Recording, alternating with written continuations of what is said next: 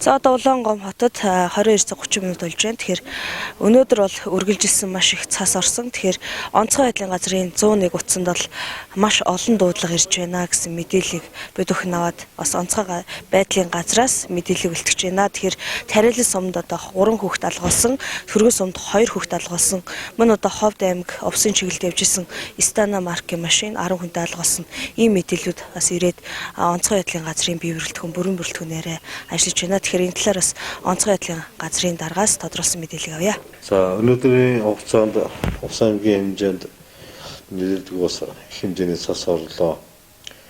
Үүний бол бас одоо Говь далайн нутгаар их бас тодорхой хэмжээний шуурга явагдаж байгаа.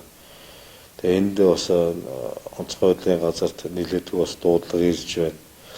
Нийтдээ бол 4-5 удаагийн дуудлага ирсэн онцгой байдлын газрын бүрэлдэхүүн бүрэн бүрэлдэхүүнээр ажиллаж байна.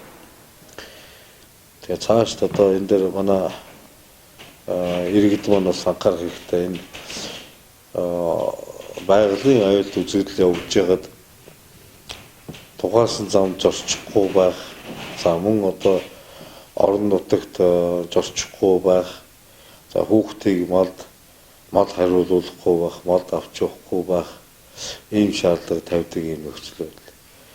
Тэр өнөөдрийн байдлаар бол одоо энэ дуудлагын юунаас авч үзвэл бол Түргэн сумд 2 хүн, за Тариалан сумд 3 хүүхэд ингээд одоо сургаггүй болсон мэдээлэлээр манай онцгой байдлын газар ажиллаж байна. Мөн одоо Ховд сум руу очиж явсан террористүүд цасан суусан. За одоо наатын хүүхдүүдтэй явж байгаа энэ дуудлагууд ирж байна.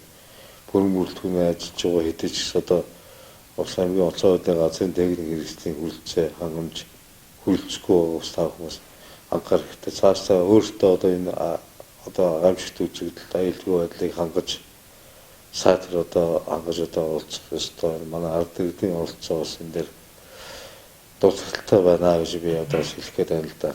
Тэгэхээр одоо ард иргэд маань 21-ний 22-ны өдрүүдэд энэ одоо зам тээврт гарахгүй байх арга хэмжээ бас авч хэрэгжүүлэх зүйтэй байна. Өнөөдөр одоо хэдийн онцгой байдлын байгууллага бүрэн хүчин чадлаар ажиллаж байгаа хэдий ч талдад бас ажиллаж үргэлжлэхгүй байгааг бас та хүмүүс олгох хэрэгтэй байна. Тэгээд одоо цаашдаа өөртөөхөө аюулгүй байдлыг өөрх гэрээс өөртөө эхлүүлэх нь зүйтэй гэсэн одоо анхааруулгыг та хүмүүс хүргэж байна.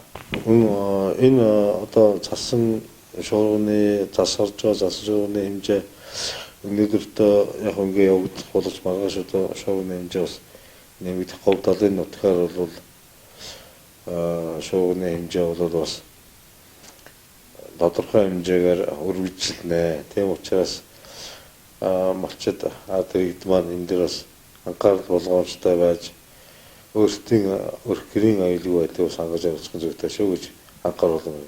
За Увс аймгийн засаг даргын захирамжаар 21 цагаас 22-ны өглөөний 09 цагийн хугацаанд бол улсын чанартай авцаамын хөдөлгөөн бол төр хугацаагаар хязгаарлаж байгаа.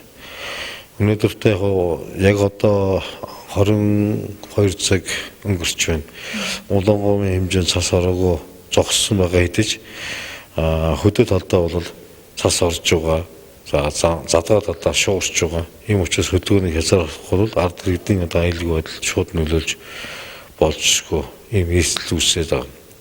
Тэгээ одоо өглөөний 9 цаг хүртэл замын хөдөлгөөнийг бол төр хугацаагаар хязгаарласан байна. За тэгэхээр онцгой байдлын газрын дарга маань иймхүү иргэдтэй одоо сэрэмжлүүлсэн мэдээлэл хүргэлээ. Тэгэхээр засаг даргын захирамж бас гарсан байгаа. Тэгэхээр улсын чанартай автоцамыг 3 дугаар сарын 21-ний 21 цагаас 3 дугаар сарын 22-ны бас 9 цаг хүртэл бас 12 цаг хугацаатай хаах шийдвэрээ гаргасан байна. Тэгэхээр иргэд маань одоо хамаатан сад нэмээ ойр дотныхантаас энэхүү мэдээллийг дуулгаж 21-ний 22-ны өдрүүдэд бас мал хариулахтаа анхаарах, бага насны хүүхдүүдийг явуулахгүй байх, мөн одоо холын тээврт гарахгүй байхыг энэхүү мэдээлэлээр дамжуулан үзэгчдэд хүргэж байна.